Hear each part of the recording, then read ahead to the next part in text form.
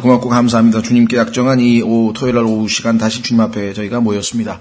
주께서 저에게 말씀하실 때 참으로 듣는 귀를 주시고 깨달을 마음을 주시고 믿는 마음을 주셔서 저희가 믿고 듣고 믿고 깨닫고 또 합당하게 순종함으로 하나님께서 기뻐하시는 열매로 하나님을 영화롭게 하고 기쁘게 하는 우리 모두 되도록 도와주시기를 이 시간 주 앞에 간절히 간구드립니다.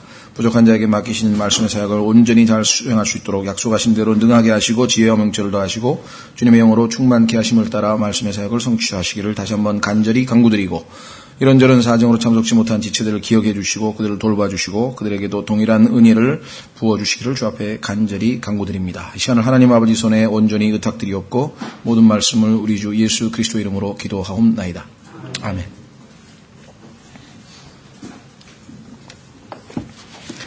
예, 오늘은 사도행전 지난 시간에 이어서 둘째 시간인데요. 사도행전 1장 8절서부터 사도행전 1장 8절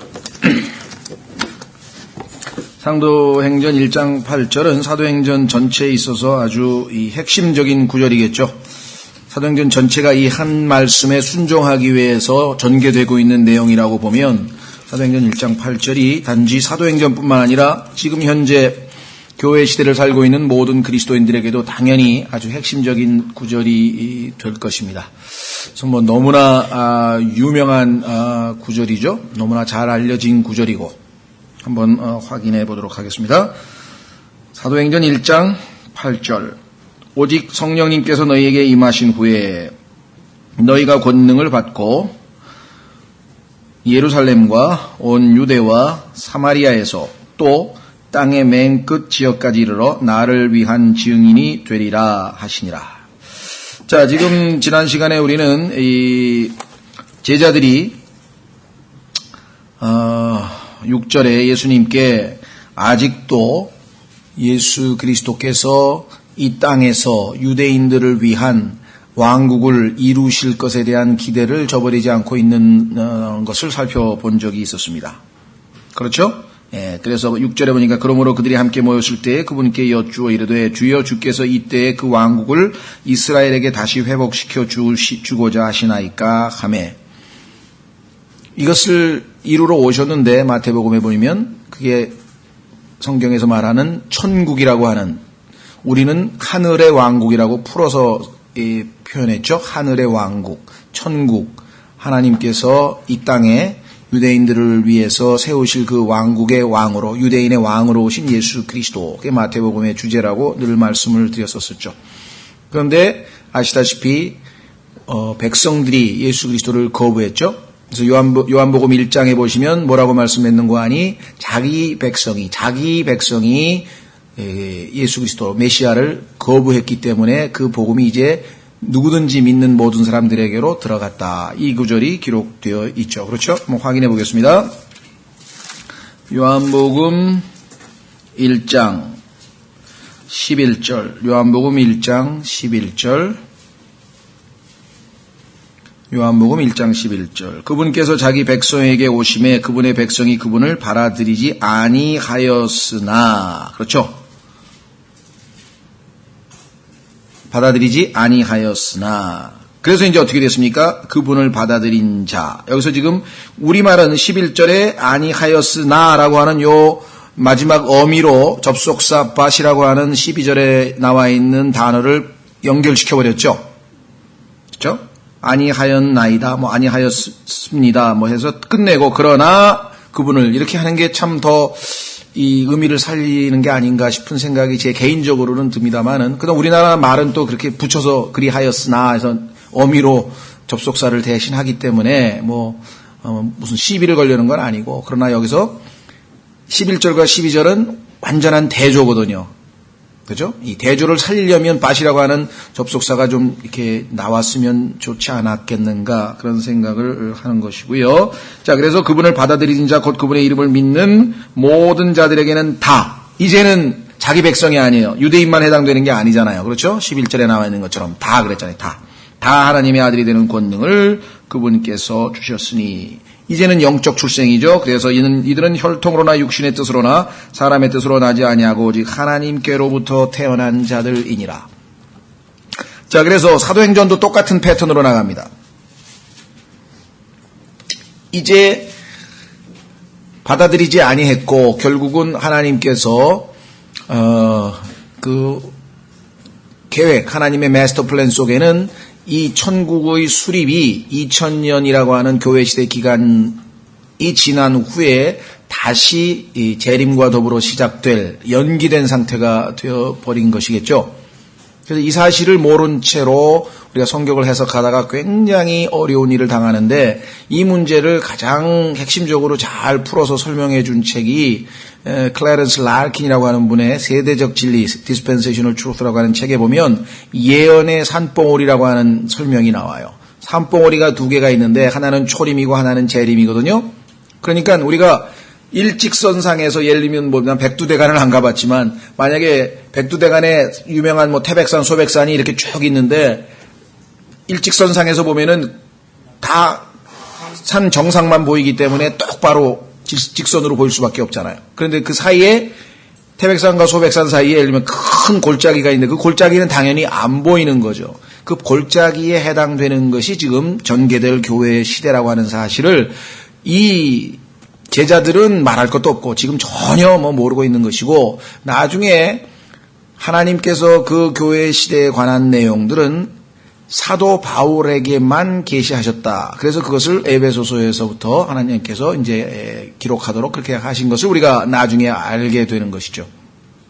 그러니까 지금 사도행전 1장 이 상황에서는 전혀 지금 감을 못 잡고 있습니다. 그래서 당연히 예수님이 메시아로 오셨는데 거부당하시고 십자가에서 돌아가셨는데 부활하셔서 살아나셨으니까 그렇다면 당연히 오셨던 임무를 수행하셔서 이스라엘에게 왕국을 다시 회복시킬 때가 지금이냐.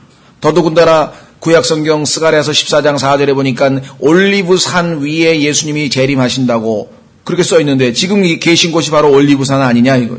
그렇다면 당연히 예수 그리스도의 재림과 같은 문맥처럼 느껴질 수 있죠. 그래서 여기는 지금 그렇게 질문을 했지만 예수님은 이미 교회 시대 2000년을 염두에 두고 계신 것이죠. 그래서 7절에 그분께서 그들에게 이르시되 그 때나 그 시기는 아버지께서 자신의 권능 안에 두셨으니 너희가 알 바 아니요. 자, 부정한 거 아닙니다. 어떤 주석에 보면은 부정했다 그러는데 그래서 이제 이스라엘은 다 끝나고 이제 끝장이고 이스라엘은 다 깨끗이 끝나고 이제 전적으로 하나님의 마음에는 교회밖에 없다. 이렇게 해석하는 것이 로마 가톨릭 해석입니다. 그래서 로마 가톨릭 해석은 이스라엘이 회복에 대해서 받아들이지를 않죠. 믿지를 않죠. 그 사람들은. 그러나 아주 성경을 아주 크게 곡해하는 것이죠. 여기 지금 분명히 예수님 말씀하셨지만 그 때와 시기가 언제예요? 2000년이 지난 후인데 너희는 지금 엉뚱한 소리를 하고 있는구나. 그러면서 이제 알고 계시지만 아버지의 권능 안에 두셨으니 너희가 알 바 아니요. 그렇다면 지금은 뭐가 바뀌는 거예요?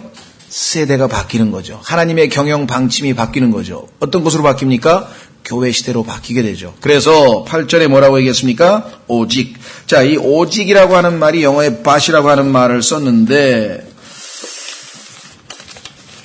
이것도 번역의 문제를 짚고 싶은 것은 아니고 영어의 bat이라고 하는 것을 즉 대조라는 거죠. 7절에 나와 있는 6절 7절에 나와 있는 이제 하나님의 경륜은 마감이 됐고 새로운 경륜 즉 대조 그죠? 완전히 다른 그래서 오직 성령님께서 너희에게 임하신 후에 너희가 권능을 받고 예루살렘과 온 유대와 사마리아에서 또 땅의 맨 끝까지 이르러 나를 위한 증인이 되리라 하시니라. 그러니까 예수 그리스도께서 승천하시기 전에 마지막으로 주신 지상명령, 보통 우리가 지상명령, 예수 그리스도의 지상명령이라고 하는 이 명령이 바로 이것이죠. 그렇죠? 자, 그래서 마지막 예수님이 명령하신 하신 마지막 말씀이 바로 이 사도행전 1장 8절인데 이 사도행전 1장 8절은 사도행전 전체의 일종의 아웃라인이에요. 개요예요. 왜냐?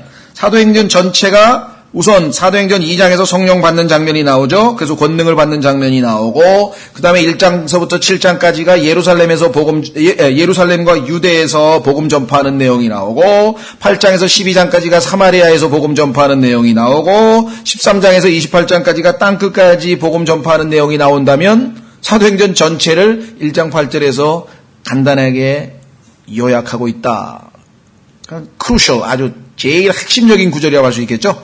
딱 보면 앞으로 사도행전이 어떻게 전개되겠구나. 예루살렘과 유대에서 복음 전파하는 내용 7장에서 여러분 잘 아시는 누구의 순교? 스데반의 순교로 마감이 되고, 그렇죠. 8장에서 이제 이 빌립을 통해서 하나님께서 사마리아에다가 이제 복음 전하시잖아요. 그 다음에 사도행전 9장에서 이방인의 사도로 바울을 하나님이 선택하신 다음에 10장, 13장에서 본격적으로 이제 땅 끝까지 선교를 계시하시는 장면이 나온다라고 하는 것이겠죠. 자, 그래서 복음은 항상 순서적으로 돼야 됩니다. 자, 여러분 우리에게 영적으로 적용해 보면 내가 구원을 받았다. 그러면 구원 받은 다음에 제일 먼저 복음을 전해야 될 사람들은 내 가족이죠. 여기 나와 있잖아요. 예루살렘이래, 예루살렘. 자기 동네, 자기 가족, 이웃, 친구, 하여간 자기 주변에 있는 사람. 그 다음에 두 번째가 유대입니다. 유대라고 하는 것은 우리로 치자면 글쎄 수도권이죠. 그러니까 수도권에 있는 중에서 우리가 지금 서울에 산다고 한다면 거기에 해당되는 게 예루살렘이고, 그 다음에 유대라고 하는 것은 수도권 전체 넓은 이렇게 둘러싸고 있는 지역이 있죠. 예. 그 유대, 또 넓게는 경기도에도 해당되겠죠. 그래서 거기에 해당하는 게 바로 유대. 그래서 다른 문화권, 다른 언어, 다른 여기에 해외 선교를 떠나기 이전에 해야 될 일은 우선 예루살렘에서, 그 다음에는 한 걸음 더 나아가서 이제 여러분 우리하고 동일한 언어를 사용하고 동일한 문화를 갖고 있고 동일한 전통과 동일한 사고방식을 가지고 있는 그러한 우리 주변의 사람들. 세 번째는 이제 사마리아. 사마리아는 우리로 치면 충청도, 경상도, 전라도 이렇게 해가지고 내가 살고 있는 지방은 아니지만 그래도 제일 가까운 곳에 있는 지역 정도 되겠죠. 사마리아는 여러분도 아마 공부를 이미 대부분 다 아시겠지만 역사적으로 보면 이 이스라엘이 북왕국, 남왕국으로 분리됐을 때 북왕국이 먼저 멸망했죠. 하나님 앞에 악을 행해서 그 멸망을 하고 아시리아로 포로로 잡혀갔을 때 그 아시리아의 사람들, 아시리아 왕이 거기에 사람들을 너무나 많이 빼가니까 황폐할 거 아니에요. 사람이 없으니까. 그래서 거기에서 좀 이 가난한 사람들은 그냥 사마리아에다 남겨놓고 북왕국 이스라엘에다 남겨놓고 아시리아라든가 이런 자기네의 민족들을 이주시켰어요. 거주. 그러니까 이제 이민. 우리로 치면 일본 사람들이 우리나라를 식민지화한 다음에 일본 사람들이 많이 한국에 건너와 살았잖아요. 그렇죠? 예, 그래서 보면 이제 결혼이 얼마나 됐는지 모르지만 이제 혼혈이 일어났겠죠?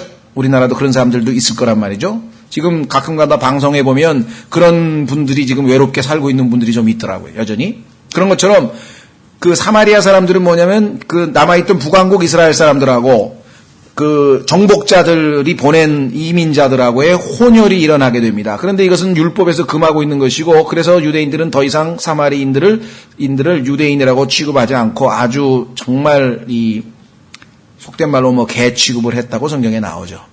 그래서 사마리아 여인이 아니 당신은 유대인인데 어떻게 나 같은 사마리아 여인에게 물 좀 달라 그럽니까? 쳐다도 안 보더니 하면서 얘기하는 장면이 나오잖아요. 그래서 이거 half Jewish, 절반의 유대인 혼혈자들인데, 자, 그 다음에 이제 여러분 잘 아시는 것처럼, 그러니까 우리로 얘기하자면 이제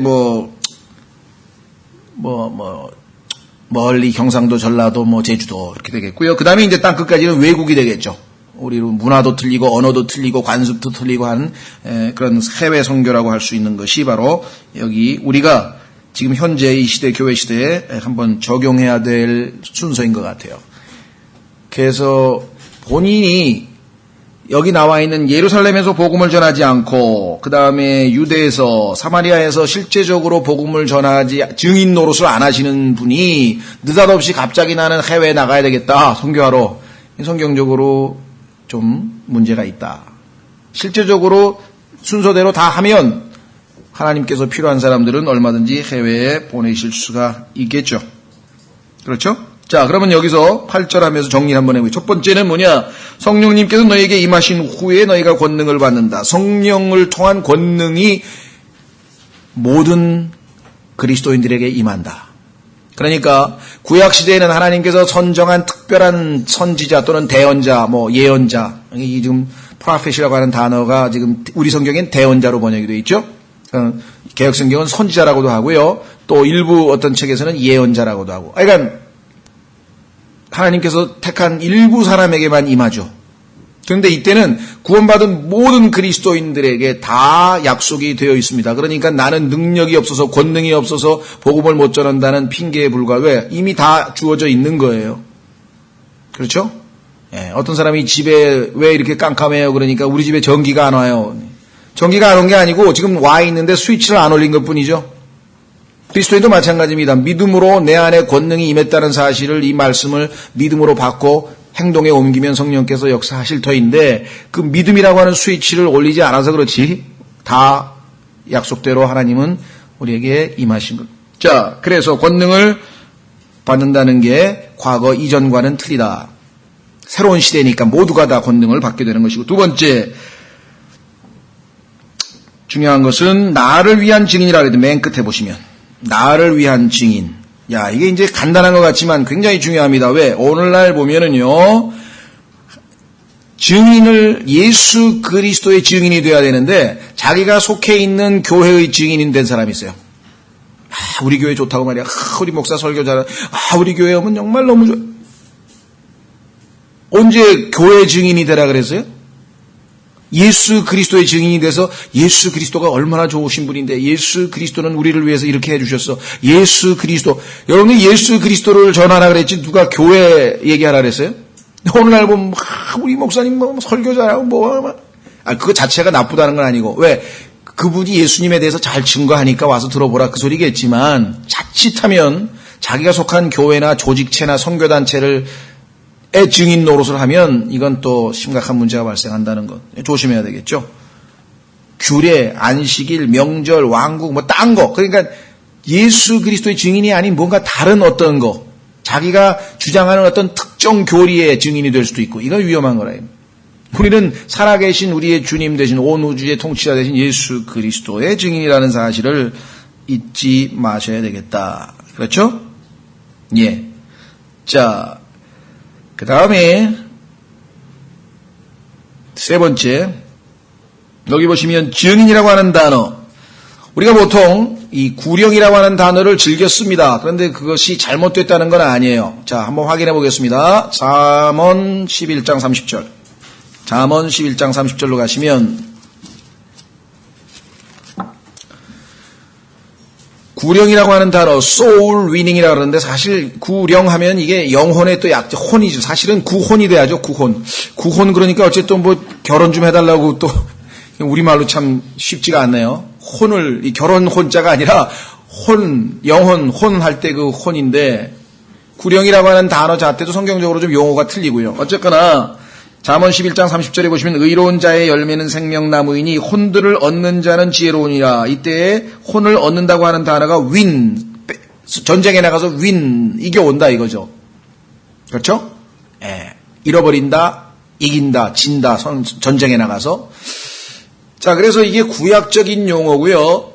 맞는 말인데 이것을 이제 우리가 신약에서 복음을 전해서 어떤 사람을 예수 그리스도께로 마귀에서 뺏어서 이겨온다. 그런 의미에서 이제 우리가 구령이란 말을 전용해서 쓰고 있기는 하나 조심하셔야 된다. 왜?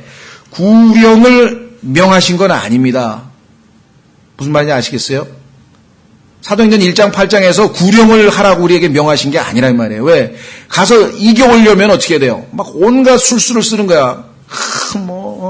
너 제발 우리 교회 한번 와봐. 그럼 내가 맛있는 거 사줄게. 막 거기서부터 시작해가지고 그냥 어떻게든지 한 명이라도 그냥 명부에 올리려고 이상한 프로그램을 만들고 막 교회에서 심지어는 요즘에 추첨까지 해가지고 자동차들 주는 교회가 나왔더라고 지금 보니까. 신문에 보니까요. 윤석전 교회인가 어디 연세중앙교회에서 복음 집회를 하는데 거기에 보니까 승용차 5대 추첨 이런 게 야, 이거 정말 막 가는구나, 이제 이게 장사치도 아니고 그런 짓을 하는 거예요, 지금. 근데, 구령을 만약에 하나님이 명하셨다면 이겨와야 되니까 별 수단을 다 써야 된다, 이 말이에요, 잘못하면. 여기는요, 듣고 자기가 보고 들은 거를 그냥 알리는 증인이 되라 그랬지, 끝까지 뺏어와서 이겨와서 무슨 교회에 출석시키라 그랬습니까? 아니면 교회 명부에다 올리라 그랬습니까? 생명책에 이름을 올리라 그랬습니까? 그거는 누가 하실 일이에요? 성령께서 하실 일을 우리에게 시키시지 않는다 이거예요. 구령은 성령께서 하시는 거예요. 그렇잖아요. 그 영이 순수한 마음으로 하나님의 말씀을 믿으면 성령께서 임하셔서 그를 죽은 영을 살리시고 하나님의 아들로 생명책에 이름을 넣으시고 예수님의 몸 안에 집어넣어서 성령 침례를 주시고, 이거 다 성령님이 하실 일이고, 우리가 할 일은 증언만 하라 이거야. 보고 들은 것 있는 그대로 증언만 하라 이거예요. 무슨 말 이해가 되었습니까? 그래서 이 구령이라고 하는 용어가 우리가 전용해서 좋은 의미로 쓰기는 하나, 잘못하면 그것이 어떤 그 목표가 돼가지고 어떤 그 프로그램을 짠다든가, 어떤 뭐 정치적으로 술수를 쓰듯이 무슨 뭐 어떤 이 전략을 짜가지고 마치 무슨 어떤 쟁취를 해야 되는 것처럼 되어서는 곤란하다. 과거에도 이 문제에 대해서 제가 좀 언급을 했는데, 자칫 잘못하면 열심히 복음 전하려고 해가지고 악착같이 교회로 데리고 오려고 하는 그 열심을 또 불을 꺼버리는 것 같아서 얘기했다가 또, 우리 목사님은 교회 데리고 올 필요 없대, 그냥 전해주고 그냥 믿거나 말거나 네 알아서 해, 그러고 끝나. 그거구나. 물론 어떻게든지 저 사람이 예수님을 믿기를 원하는 마음으로 간절하게 기도하고 하죠. 그러나 믿고 안 믿고는 그 사람이 결정할 문제고, 믿었을 때 하나님 앞으로 그 영을 이겨오는 일은 성령님이 하실 일이지 우리가 할 일이 아니라는 것, 그 문제를 우리가 좀 분명하게 짚고 넘어가야 되겠다. 성령께서 우리가 도구로 입술을 열어서 증인 노릇만 하면 그 말씀이 임해서 그를 설득하고, 그가 그 말씀에 도전을 받고, 그 말씀 때문에 회개를 하고, 그 말씀 때문에 예수님을 믿고, 이 모든 역사는 성령님께서 하실 일이다. 그래서 과거에도 부작용이 참 많습니다. 미국도 마찬가지고요. 막 이 버스를 타고 다니면서, 버스 같은 거 이렇게 미니스트리라 해가지고 그냥 동네 탁 돌면서 애들한테 주일학교 와라, 맛있는 초콜릿도 주고 정말 좋다 막 이래가지고 그냥 버스에다 막 짠쩍 태워가지고 이 썬데이스쿨 데려와가지고 우리 교회 막 이게 그래가지고 거기서 뭐 이렇게 복음 전하면 애들이 뭘 알아요? 믿을게요. 그러면 그래, 그러면 뭐하래? 침례 다 막 수십 명씩 그래가지고 뭐, 야, 우리 교회는 금년도에 뭐 3천 몇 명을 뭐 침례를 줬느니 막 이렇게 돼버린다. 그 자체가 다 잘못된 건 아니지만 성경적 방법이 아닌 인위적으로 해서 사실은 제대로 거듭나지도 않은 사람들 다 거듭난 것처럼 착각해버리면 이게 더 큰 문제가 발생해버린다는 것이죠. 자, 그래서 이 증인이라고 하는 말을 꼭 귀담아 좀 들으셨으면 좋겠다. 그 다음에 네 번째로는 교회 시대의 사역은 단기간에 끝나는 것이 아니라는 것을 여기에 암시하고 있습니다. 왜? 예루살렘에서 그 다음에 뭐예요? 다음 단계 유대로, 그 다음 단계 사마리아로, 그 다음에 땅 끝까지 이르려면은 얼마나 많은 시간과 노력과 희생과 수고가 뒤따라야 하겠는가. 그렇죠. 이것을 주님께서는 이미 내다보고 계셨습니다. 확인해 보겠습니다. 마태복음 16장 18절에 예수 그리스도께서는 교회를 세우시겠다는 약속을 하고 계시잖아요. 교회 시대 2000년을 바라보시면서 사도행전 1장 8절의 명령을 말씀을 하고 계신다는 것을 우리가 알고 있어야 된다는 것이죠. 자, 마태복음 16장 18절, 마태복음 16장 18절에 또 내가 네게 이르노니 너는 베드로라, 이 반석 위에 내가 내 교회를 세우리니 지옥의 문들이 그것을 이기지 못하리라. 내가 하늘의 왕국의 열쇠들을 네게 주리니 무엇이든지 네가 땅에서 묶으면 그것이 하늘에서 묶일 것이요 무엇이든지 네가 땅에서 풀면 그것이 하늘에서 풀리리라 하시고. 자, 여기서 내 교회를 세우신다라고 하는 약속이 분명하게 나와 있죠. Build my church. Build my church. 그래서 아주 장기전이다 이게. 복음 전파 2000년을 지금 두고 장기전이라는 것을 우리가 미리 암시를 받고 있다. 자, 그러면 이제 다시 사도행전으로 가면 모든 게 준비됐네요. 예수님께서 이제 교회 시대가 시작될 모든 것이 이제 준비가 되어 있습니다.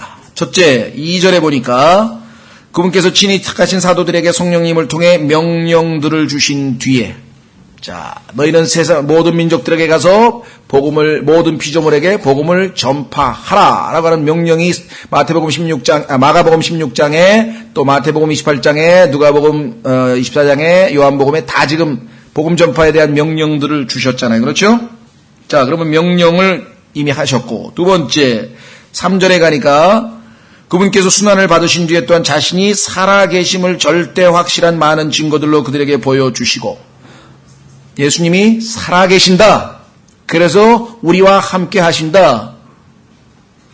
세 번째 8절, 성령님께서 너에게 임하신 후에 그 예수 그리스도께서 멀찌감치 우리를 바라보고 계신 것이 아니라 우리 위에 우리 안에 들어오셔서 권능으로 우리와 함께 하셔서 이제는 가라고 명령하셔도 갈 수 있는 모든 준비가 끝났다라고 하는 것이겠죠. 자, 그래서 드디어 이제 우리는 예수님의 마지막 명령을 좀 정리를 했고요. 자, 그 다음에 드디어 이제 9절로 가보겠습니다. 이 명령에 순종하는 장면은 12절에 나옵니다. 그러면 그 전에 예수님께서 이제 본인의 임무를 다 마치셨으니까 어떻게 됩니까? 귀환을 하셔야 될 거 아니에요. 고향으로 하늘나라로 가셔야 될 거 아니에요.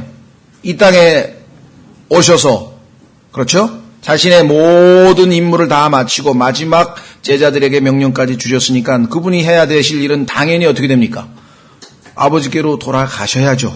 그리고 약속대로 성령님을 또 다른 위로자를 보내주셔야죠. 그래야 이제 2장 1절에 그 약속이 성취되면서 드디어 이제 교회 시대가 시작이 될 거 아니에요.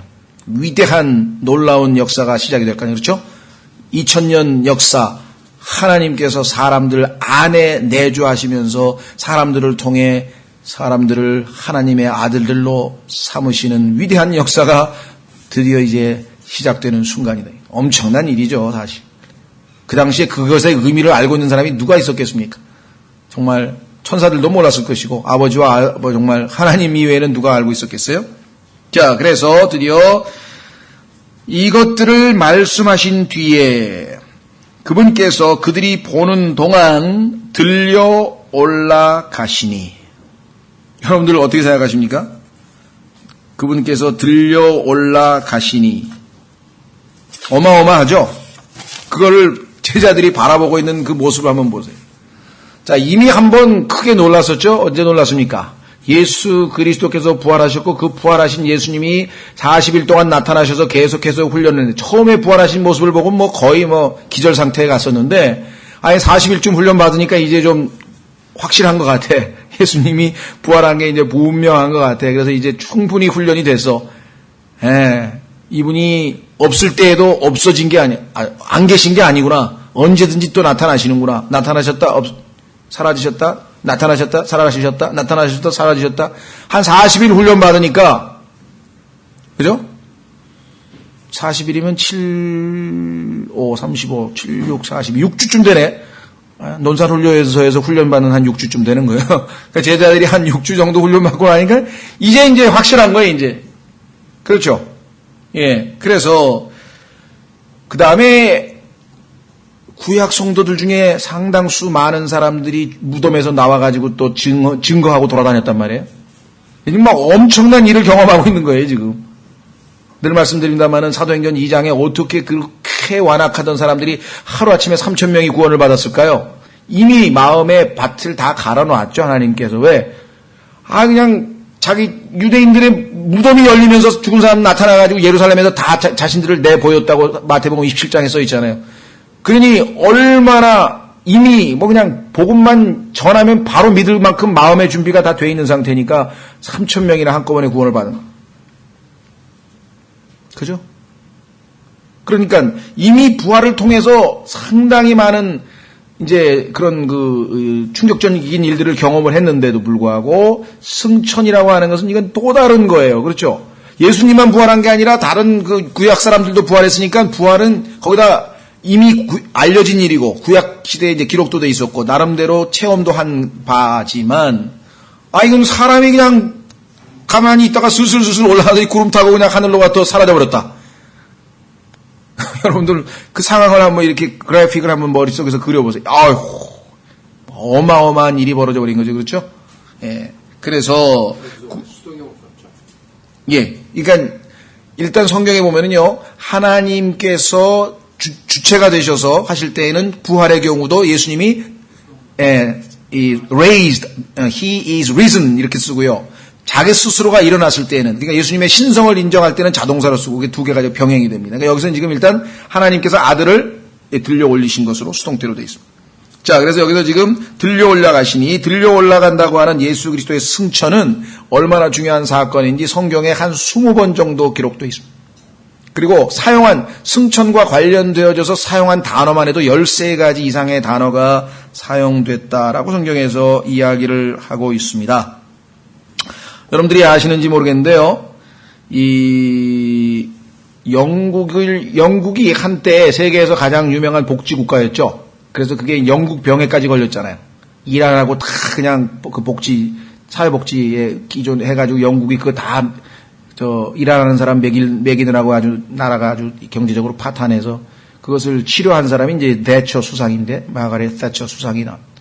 그래서 영국병이라는 그 병이 나오기 전에 영국이 이제 지상낙원이다. 그래서 유명한 요람에서 무덤까지라고 하는 표현이 있어요. From cradle to the tomb. 그런데 예수 그리스도는 from cradle to tomb이 아니야. 왜? 살아나셔서 승천하니까 to the cloud. 예? 요람에서 구름까지. 지상에서의 모든 생애가 예수님의 생애를 그렇죠. 말구유에서 태어나서 이제 드디어 마지막 구름을 타고 이 지상 사역을 끝내면 당연히 그 다음에는 받아들였다 그래서 구름이 그분을 받아들여 received라는 받아들여 그들이 보지 못하게 하더라. 자, 이 구절을 구약에서 한번 확인해 보겠습니다. 예수님의 귀향, 예수 그리스도의 귀향, 시편 24편. 하늘에서 얼마만큼 대대적으로 천사들이 환영식을 거행했을까 한번 보셨습니까? 못 보신 분은 다음에 이명박 대통령 어디 해외 순방하고 돌아올 때 서울공항에서 빵빠레 울리면서 그냥 총리서부터 시작해가지고 막 최고 높은 사람들 도열해가지고 대법원장서부터 해가지고 산부요인 쫙 도열해서 악수하는 거 한번 보시면 뭐 더 멋있는 거는 그거보다 더 아주 우리에게 그래픽하게 딱 볼 수 있는 거는 옛날에 벤허라는 영화에 보니까 벤허 그 벤허의 도움을 받아가지고 그 로마의 제독이 이제 전쟁에서 승리해가지고 이제 귀환하잖아요. 그래서 황제 앞에 가가지고 이제 포로를 그냥 쫙 뒤에다가 마창가에다가 싣고 전시하면서 그냥 쫙 로마의 양쪽의 시민들이 그냥 확 환영하는 가운데 황제 앞으로 지금 가잖아요. 그죠? 영웅이 돼가지고 쫙 쳐다보면서 이제 막 가고 옆에 벤허도 그냥 양아들이 돼가지고 그래서 쫙 달라. 그게 약간 비슷해. 하늘에서 일어난 일하고 약간 비슷하다. 아버지께서 앉아 계시고 예수 그리스도께서 이제 갑니다. 포로가 쫙 따라. 포로가 어디 있는가? 좀 이따 한번 찾아보겠습니다. 포로는 에베소서 4장에 보면 있어요. 포로들을 쫙 대동하고 그냥 하늘로 올라가는데 어마어마하게. 자, 천사들이 양쪽에 쫙 늘어서 있고 천군 천사라 그러죠. 자, 보세요. 시편 24편 7절. 하늘의 문들이 있다 그랬죠. 오 문들아 너희 머리를 들지어다. 너희 무슨 문들이요? 영존하는 문들아. 눈에 보이지 않는 영적인 문들은 영존하는 거 아니 영원하다 그랬잖아요. 보이는 거는 영원치 아니하나 보이지 아니하는 것은 영원하다 그랬죠. 영존하는 문들아 너희는 들릴지어다. 누가 들어가요? 영광의 왕께서 들어가시리로다. 누가 영광의 왕이시냐? 강하고 능하신 주시오. 전투에 능하신 주시로다. 자, 전투에 능하시니까 포로를 많이 잡으셨겠죠? 많은 포로를 사로잡으셨을 겁니다. 9절 오 너희 문들아 너희 머리를 들지어다. 너희 영존하는 문들아 곧 너희 머리를 들지어다. 영광의 왕께서 들어가시리로다. 누가 영광의 왕이냐? 만군의 주 곧 그분께서 영광의 왕이시리로다. 그뿐만 아닙니다. 47편으로 가보십시오. 시편 47편 5절로 가시면 시편 47편 5절로 가시면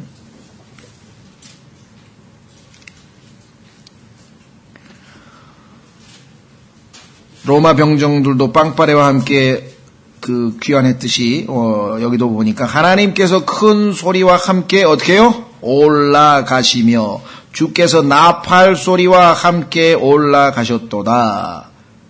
노래로 하나님을 찬양하고 노래로 찬양하라. 노래로 우리 왕을 찬양하고 노래로 찬양하라. 하나님은 온 땅의 왕이시니 너희는 깨닫고 노래로 찬양할지어다. 이렇게 나와 있죠. 자, 에베소서 4장으로 가시면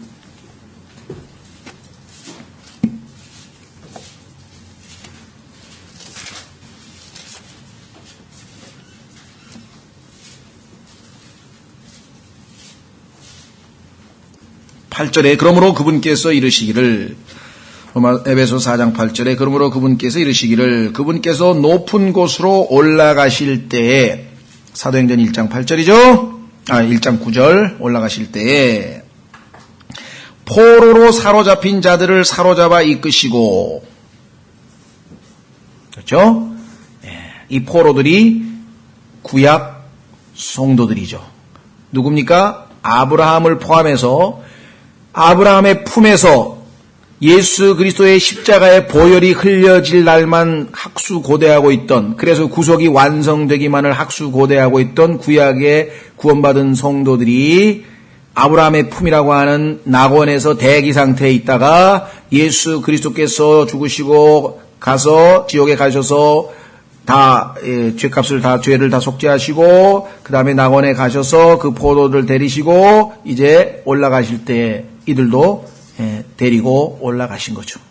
왜 포로입니까? 마귀가 장악하고 있던 그 지하세계를 예수님이 사망과 지옥의 열쇠를 열고 그들을 다 데리고 나가셨으니까 전투에 능하신 분, 승리하신 분. 그래서 이제 이분은 여러분 아시다시피 하나님 올라가신 다음에 어디로 가셨는가? 어디로 가셨습니까? 하나님 보좌 우편에 확인해 보겠습니다. 히브리서 올라간 다음에 어디로 갔는지 우리가 또 확인해야죠. 어디로 가셨을까? 히브리서 1장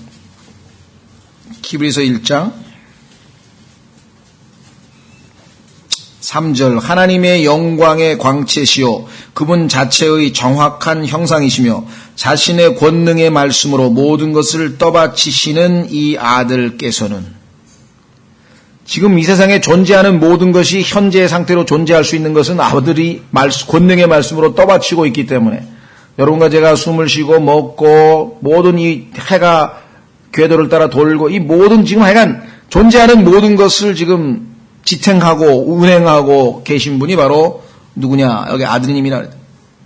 자신의 권능의 말씀으로 모든 것을 떠받치시는 이 아들께서는 친히 우리의 죄들을 정결하게 하신 후에 십자가의 구속 높은 곳에 계신 존엄하신 분의 오른편에 앉으셨느니라.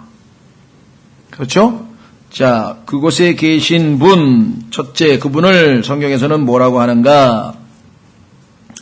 우리의 중보자라 그래, 중보자. 그렇죠? 한번 확인해 보겠습니다. 히브리서 7장.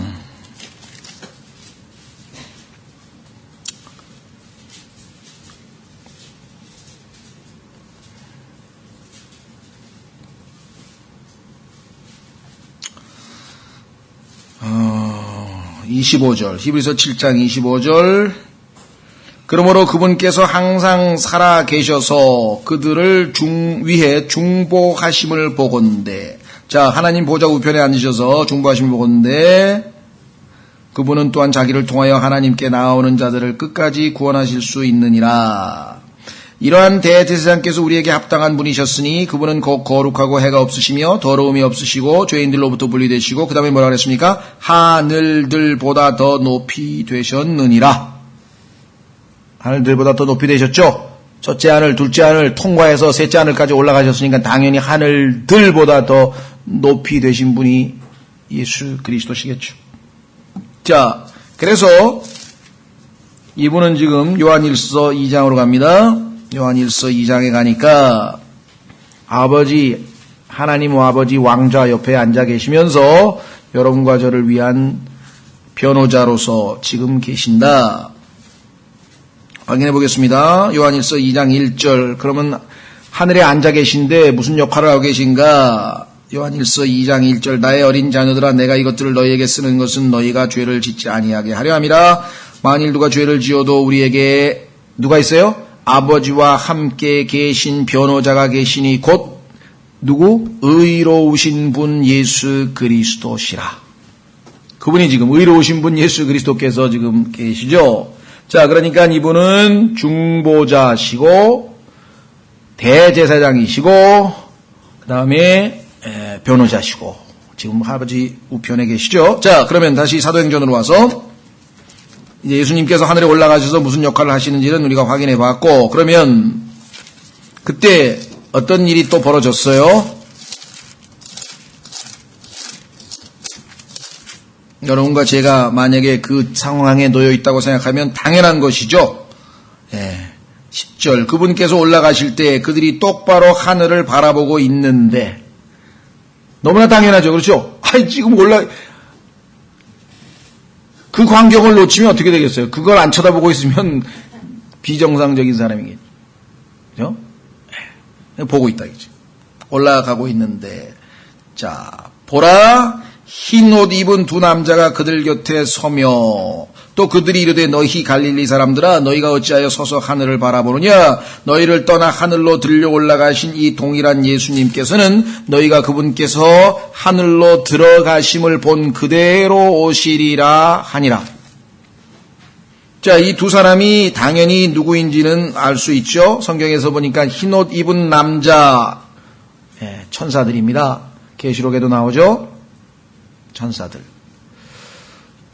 창세기 18장 19장에도 보니까 사람으로 남자로 등장했던 사람들 셋 중에 두 사람은 천사였고 한 분은 주님이셨다. 물론 예수 그리스도의 현현이시겠습니다만은 그렇죠. 자, 그래서 이 천사들의 역할을 보면 성경에 예수 그리스도와 관련지어서 예수 그리스도를 섬깁니다. 첫째는 그분의 탄생을, 그분이 출생할 것이라고 수태고지라 그러죠. 알리러 왔죠.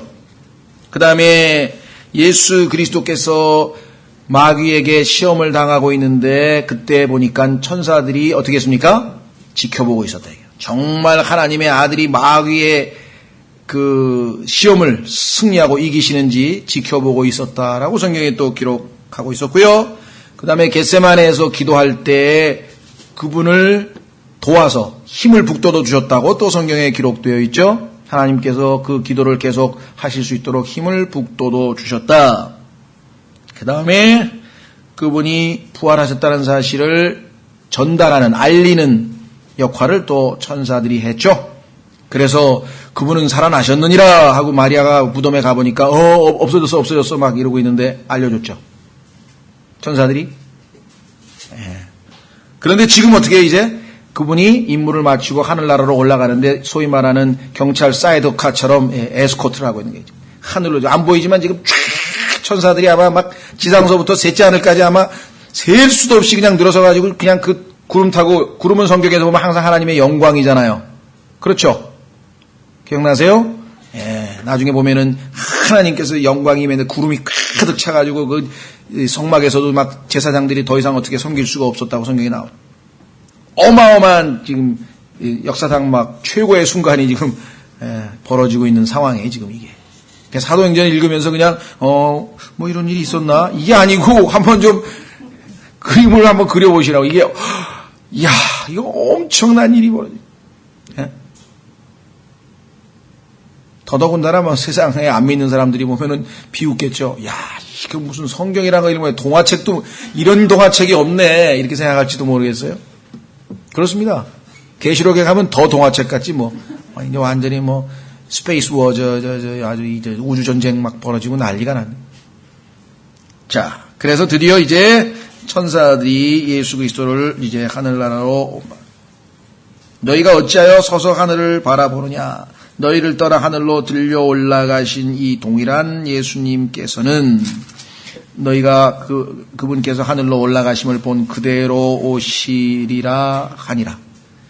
이 마지막 천사의 코멘트 한마디가 얼마나 이 사람들에게 힘을 줬을까. 가셨지만 그대로 다시 온다 그랬대. 그대로. 그렇죠? 예. 그런데 그때까지 어떻게 해야 되는가? 1장 8절을 철저하게 순종해야 되겠구나. 예수님이 다시 오실 때까지 우리가 해야 될 일이 뭔가? 1장 8절이구나. 이거를 확실하게 깨달았겠죠? 그렇죠? 자, 예수 그리스도의 physical body, 신체적인 몸은 지금 하늘나라로 올라가서 보좌 우편에 앉아 계셨어요. 확인해 보겠습니다. 고린도 후서 5장.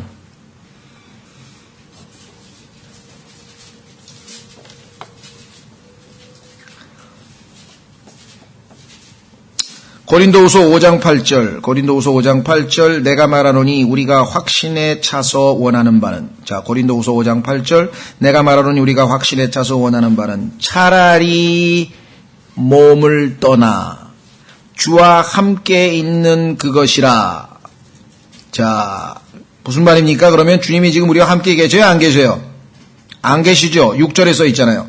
그러므로 우리가 항상 확신에 차서 우리가 몸 안에서 집에 거하는 동안에는 이 몸, 이 집, 육체로 만든 이 집에 거하는 동안, 즉 이 땅에 우리가 살고 있는 동안에는 주와 떨어져 있는 줄을 아노니. 그때 어떤 분들은 아니 주님께서 우리와 함께 하신다 그랬고 성령께서 우리 안에 내주하시는데 아니 어떻게 우리가 주와 떨어져 있습니까? 문맥을 보시면 알잖아요. 예수 그리스도의 physical body는 지금 승천해서 올라가서 하나님 보좌 우편에 앉아 계시잖아요. 그렇죠? 보이지 아니하는 성령님으로 우리 안에 예수 그리스도께서 와 계신 거지 피지컬 바디는 지금 올라가 계신 거 아니에요. 그러니까 떨어져 있는 거 아니에요. 그렇죠? 그 대신 예수님은 지상에 뭘 남겨놓으시려고 하는 거예요? spiritual body, 영적인 몸인 그의 교회를 지상에 두려고. 2장 1절에서 성령 침례로 하는 순간 흩어져 있던 모든 믿는 자들이 한 몸을 형성해서 예수 그리스도의 영적인 몸이 지상에 남겨지게 되고 그 몸을 통해서 일을 하고 계시잖아요. 그렇죠? 그러니까 이 사도행전 1장에 나와 있는 이 상황이 지금 엄청난 일이 벌어진 겁니다. 간단하게 그냥 이렇게 읽고 지나갈 일이 아니에요. 지금. 그렇죠? 네, 어마어마한 일들이 지금 여기에서 벌어지고 있었다는 것. 자, 그 다음에 이제 또 한 가지 짚고 넘어가고 싶은 것은 뭐냐. 12절에 보니까 그때 그들이 올리브산이라고 우리 보통 얘기하죠. 올리벳이라는 이라하는 산으로부터 예루살렘으로 돌아오니 이 산은 예루살렘에서 안식일에도 다닐 수 있는 거리에 있더라. 자, 여기 보시면 분명히 기다리라 그랬죠. 자, 1장 4절로 가겠습니다. 사도행전 1장 4절에 보니까 뭐라고 명령하셨냐. 예수님께서 또 그들과 함께 모이사 그들이 예루살렘을 떠나지 말고 아버지의 약속하신 것, 이게 성령님이시죠, 을 기다리라고 그들에게 명령하셨느니라. 그렇죠? 그래서 1장 8절은 뭐예요? 기다리다가 성령님께서 너희에게 임하신 후에 너희가 권능을 받고 그러면 이제 예루살렘에서부터 복음 전하고 그 다음 단계로 나가고 이제 이렇게 되는 거예요. 그러니까 순서가 지금 일단은 예루살렘으로 돌아가야 될 거 아니에요. 거기서 기다리고 있어야 되니까. 그렇죠? 그 순서대로 지금 가는 거예요. 그래서 드디어 이 12절이 순종하는 거예요. 지금 그들이 올리벳이라는 하는 산으로부터 예루살렘으로 돌아오니 이 산은 예루살렘에서 안식일에도 다닐 수 있는 거리에 있더라.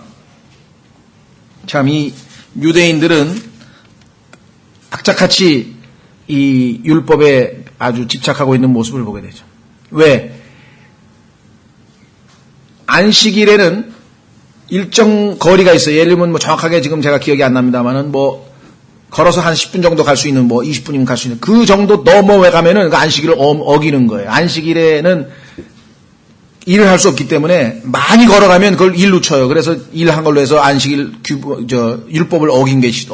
그래서 그 안식일에 다닐 수 있는 거리가 정해져 있어요. 근데 딱 그 거리밖에 안 되고 거기서 딱 돌아간 거예요. 아마 안식일보다 만약에 율법을 어긴다 그러면 안 갔을지도 큰일 나네. 율법을 어겨야 되나 말아야 되나 막 고민했을지 모를 텐데 참 기가 막히죠. 그러니까 이 제자들로 이루어질 초대교회, 도시 말하면 사도행전 1장 7절까지, 즉 이방인이 아직 교회의 회원으로 한 명도 들어가기 전에 초대교회의 모습이 얼마나 유대적인 성격을 지니게 될 것인가는 불을 보듯 자명하다 이 말이에요. 그렇죠? 예. 그래서 이것을 이제 제거하는 장면이 참 쉽지가 않습니다. 자, 보세요. 사도행전 2장 40절. 사도행전 2장 40절로 가면은 사도 베드로의 설교에 반응을 하니까 마음에 찔려가지고 어떻게 하면 좋겠느냐고 이렇게 얘기했더니 사도 베드로가 답변하는 중에 이렇게 나오잖아요. 또 여러 가지 다른 말씀들로 증언하며 격려하여 이르되 이 패역한 세대로부터 너희 자신을 구원하라. 이 패역한 세대가 뭐예요? 예수 그리스도를 거부한 이 유대인들. 그렇죠? 구약의 유대 종교의 허울 껍질만 붙들고 있었던 이 유대인들. 그렇죠? 이미 하나님께서는 율법이 아닌 다른 방식으로 신약적인 새로운 언약으로 접근하셨는데 그것을 받아들이지 못하고 있었던 이러한 자들로부터 구원받으라 이거죠. 벗어나라 이 구원. 그죠? 자, 그래서 사도행전의 성격을 우리가 한번 확인해 볼 수가 있습니다. 안식일과 관련 지어서요. 이제 여러분도 아시다시피 더 이상 이제 안식일은 점점 사도행전이 끝부분으로 갈수록 의미가 없어지죠. 왜? 율법과 상관이 없는 거니까 신약은. 그래서 우리는 예수 그리스도께서 부활하신 첫째 날, 일곱째 날이 아니라 안식일, 토요일이 아니라 첫째 날, 일요일. 그러니까 우리는 예수 그리스도께서 부활하신 첫째 날, 일요일, 그날에 이제 그것을 이제 주일이라고 불렀는지 안 불렀는지는 잘 모르겠는데 계시록에 보면 불른 것 같기도 하고요. 어쨌거나 약간 그날, 첫째 날 성경에 보니까 모여서 예배하고 하나님께 기도하고 하는 것을 우리가 성경에서 확인해 볼 수가 있습니다. 자, 그래서 이제 1장 13절서부터 들어가기 전에 한 가지 짚고 넘어가려고 하는 것은 예수 그리스도께서 성경에 보면은요,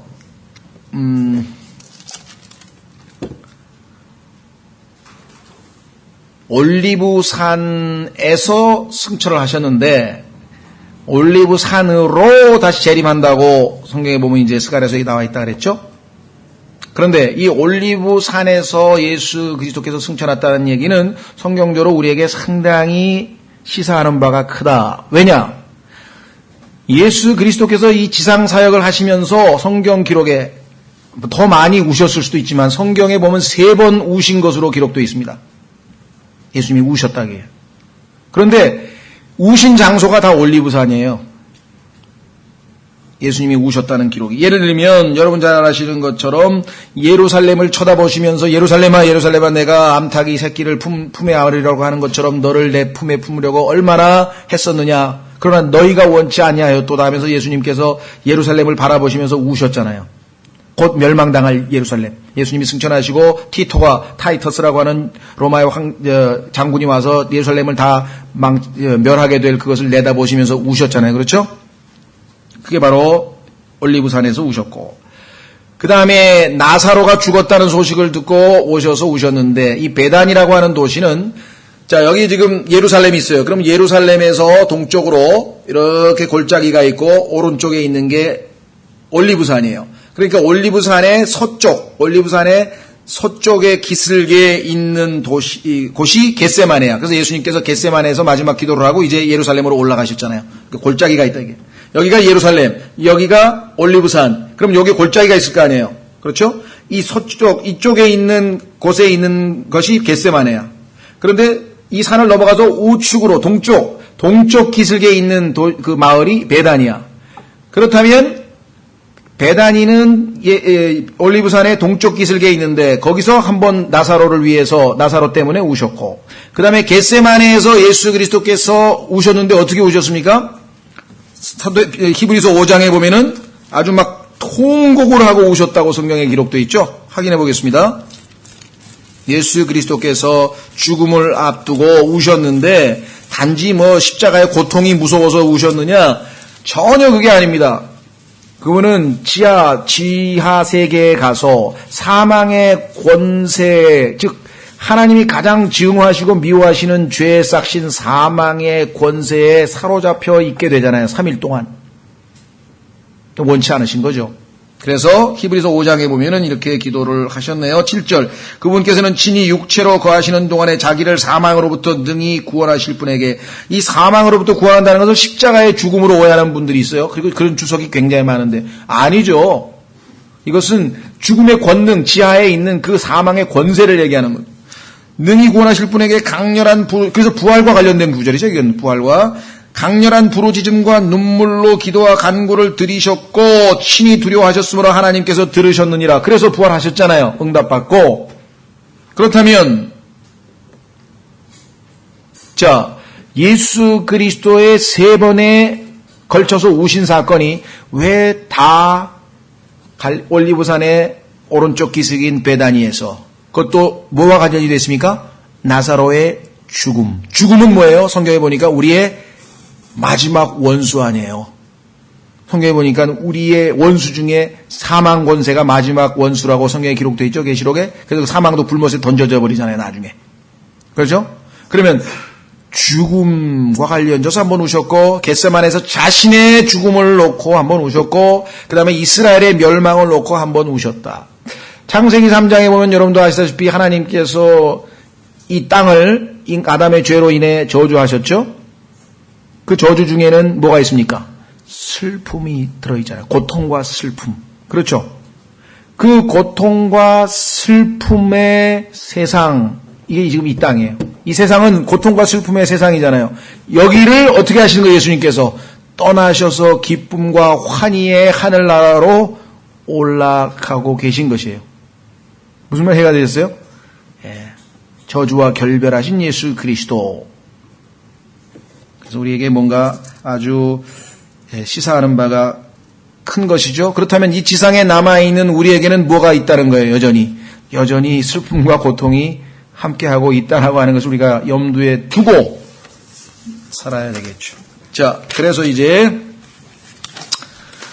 1절서부터 11절까지 조금 정리하고 쉬었다가 13절서부터 이어나가도록 하겠습니다. 자, 1절서부터 11절까지는 말씀드린 것처럼 사도행전 전체를 요약하는 겁니다. 아까 8절이 요약하지만 더 넓게 보면 1절서부터 11절까지가 그렇습니다. 첫 번째, 예수 그리스도께서 1절, 2절에 보면은 1절에 이렇게 되어 있죠. 오 데오빌로여, 예수님께서 행하시고 가르치기 시작하신 모든 일에 관하여. 자, 그게 누가복음이었어요. 그렇죠? 누가복음이 바로 예수님께서 행하고 가르치기 시작한 일서부터 이제 기록된 게 누가복음 아니겠습니까? 그렇다면 지금 예수님은 어떻게 하고 계셔요? 시작하고 끝마치셨습니까? 아니면 지금도 계속해서 행하고 가르치고 계십니까? 지난번 말씀드렸지만 성령님을 통해서 계속해서 지금도 교회를 통해서, 몸을 통해서, 이제 머리가 아닌 몸을 통해서 행하고 가르치는 사역을 계속하고 계시죠? 여전히 활동하고 계신다. 그 다음에 3절에 가니까 예수님이 자신의 부활을 입증하셨죠. 40일 동안 부지런히 나타내 보시면서 입증하셨죠. 그래서 4절과 5절에 보니까 이제 제자들은 충분히 위로를 받고, 왜? 주님이 죽고 모든 게 끝장난 게 아니구나. 그분이 다시 살아나셨구나. 뿐만 아니라 이스라엘이 몇천 년 동안 그렇게 극수고대하고 있던 그 왕국도 아직은 때가 아니지만 하나님의 권능하에 있구나. 언젠간 이루어지는구나. 그것도 인정을 해 주셨죠. 그러면서 그러나 이제부터는 하나님의 경륜이 바뀌니까 어떻게 해야 된다? 너희는 증인이니. 너희가 할 일은 증인이다. 왕국을 세우는 게 아니다, 이게 더 이상은. 바뀌었다, 이게. 임무가 바뀌었다, 이게. 그렇죠? 메시아를 기다리는 게 아니다. 이제 증인이 돼서 나아가야 된다. 그것이 8절에 지침을 주신 것이고, 그 다음에 9절에서 승천하셨어요. 승천이라고 하는 것은 어떤 것을 제자들에게 마음의 위로를 줬냐면, 이분은 부활하셨는데, 부활했던 나인성 과부의 아들도, 부활했던 나사로도 또 죽었잖아. 근데 이분은 더 이상 죽지 않으시는 게 아니라 하늘로 올라가 버리셨어. 이제 그분이 다시 오시는구나. 그분은 살아 계시는구나. 그렇죠? 예. 뭐 어떤 분들은 소위 말하면 요즘에 나왔던 다빈치 코드라든가 희한한 소설들에 보면은 예수 그리스도께서 부활하셨다가 그 부활하신 예수 그리스도께서 마리아하고 혼인을 해가지고 무슨 뭐 왕조를 하나 만들었는데 그게 무슨 비밀리에 여태까지 이렇게 진행되어 와가지고 뭐 그 후손이 아직도 살아있는데 뭐 그 성배를 찾으러 뭐 다녀야 된다 말아야 된다. 무슨 정말 말이 안 하는 재밌는 이야기를 썼는데 뭐 아주 세계적인 베스트셀러에다가 영화로도 만들고 뭐 난리법석이 나요. 이 다빈치 코드라는. 하도 난리법석을 쳐서 저도 읽어봤는데, 이야, 정말 재밌게는 써놨대. 참. 사람을 현혹시키기 위해서. 네.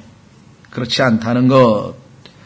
자, 그 다음에 마지막으로 예수님께서 뭐라고 했어요? 제자들이 확신을 가지고 예루살렘에 돌아가서 정말 열흘이 넘도록, 보통이 아니죠. 중간에 포기했을지도, 열흘 동안 기다렸는데 아직도 성령이 안 오면 어떻게 되는 거야? 이거 예수님 약속이다, 이거 헛것인가 싶을 텐데, 아니야. 끝까지 기다려야 돼. 왜? 다시 오시겠다는 약속이 주어져 있잖아요. 천사들을 통해서 이분이 다시 오실 거라는 약속. 이 전체가 사도행전에 걸쳐서 이제 알려지고 증거되어진다. 우리는 이제 쉬었다가 13절서부터 시작해서, 오늘 아마 모르겠습니다. 시간이 되는 대로, 2장은 아마 오늘 못 들어갈 것 같고요. 13절서부터.